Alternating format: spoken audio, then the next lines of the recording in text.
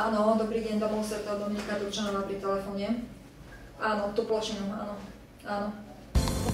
Pracujem ako riaditeľka v domove Svätého Dominika v Petrovanoch.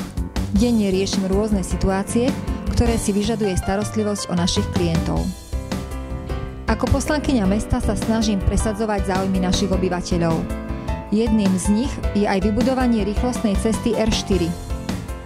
Návrh, aby sme petíciu za vybudovanie tejto cesty podporili, som predložila aj na zastupiteľstve Prešovského samosprávneho kraja.